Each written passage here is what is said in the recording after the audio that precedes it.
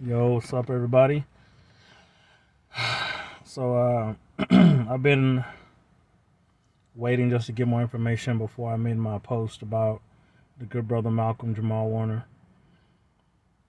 And if you follow me on Instagram or even Facebook, you will see I've been posting about this brother for like at least consistently for the last year. And um, I talked to my brother Larry Lowe a lot, Malcolm John. We talk about acting, and I was like, when I saw Malcolm and The Resident, wow, wow, and that moved him up for me as one of my top actors, and inspired me. And for the ones who've been following my journey, know that my best and favorite role that I've ever played was I played an attendee for a show that was on TNT called Monday Morning, uh, starring Vin Rames and other stars. And that actually was my big break. And I want to thank Cynthia Huffman. She's the one who got me casted there. And then they ended up hiring me as a day player. And I met a lot of cool people. Made money for the first time. I had my own trailer. It was amazing. But playing a doctor was amazing. And I know for a fact that my dad loved it. So and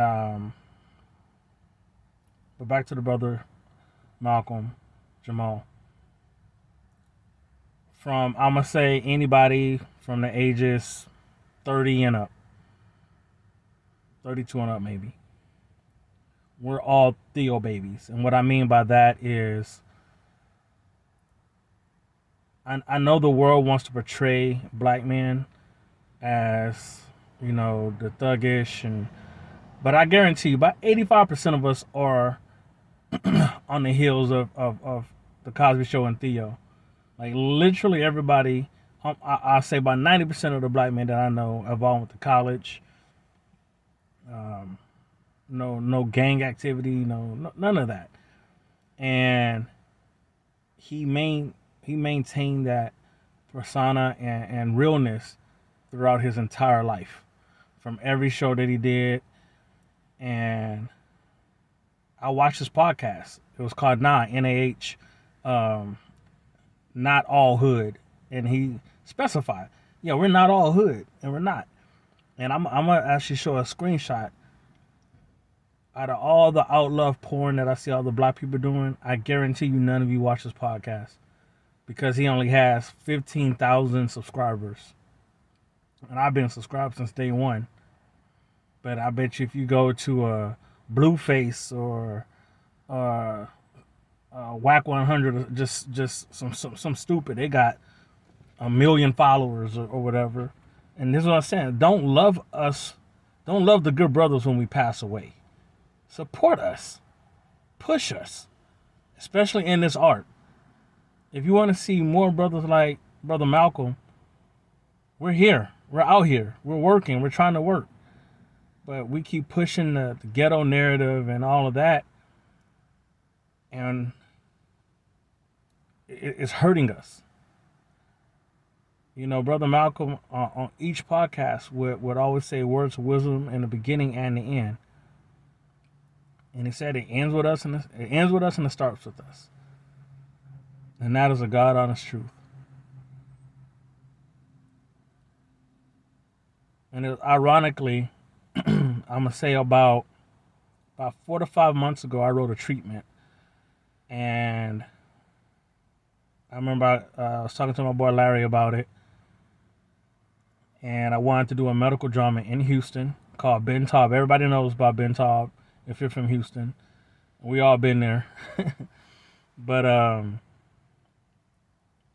Malcolm was actually on the cast, and show. I'm a screenshot the treatment that I had, or just the cast list.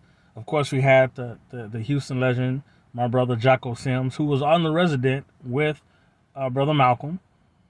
Like, I haven't looked it up, but whoever came up with The Resident, like when it started off like the same old BS, show, whitewash. But towards, I'm gonna say maybe second, third season, it had none but black doctors. Had an African queen doctor. It just made the show so much more believable. It had Pakistanis. It had something realistic when you go to the hospital, and that's what my cast that I wrote has. And I'm using nothing. I'm using a lot of Houston legends. Rasika Mature, like I said, Jocko Sims, and I actually wrote it was sort of like a little quirk, but Chanel Brown, and you probably know her from A Different World, and Kimberly Reese was her name, and remember she was pre-med on A Different World, so having her and Brother Malcolm on the same show, you could have like that would have been dope. And I actually did reach out to Brother Malcolm maybe like about 3-4 months ago, and I said, hey, thank you for everything. I'm actually writing a medical script. I would love for you to check it out. And it took about a month and a half, but he actually responded back to me on IG, and he said, he word for word, he said, "Thank you, brother, for the kind words, and when you get it done, let me know." And with all the stuff happened in my life, I never got a chance to sit down and write the whole thing yet, but I will. I still will. And I just want to tell the brother thank you. Because of you, a lot of black men took school seriously. That dyslexia episode that you had helped a lot of my friends, because I remember when that came out, everybody, I got dyslexia. I'm dyslexia. Look, I'm messy. You know, you saved a lot of brothers, man. So your job is done. Great job. And black people, let's do better, man. Let's start promoting, like he said, NAH, not all hood. We're not all hood. So let's start promoting better films, and the Breakfast Club is the Breakfast Club. They're going to showcase all the low lifes that people think represent us, but it doesn't. So let's stay positive.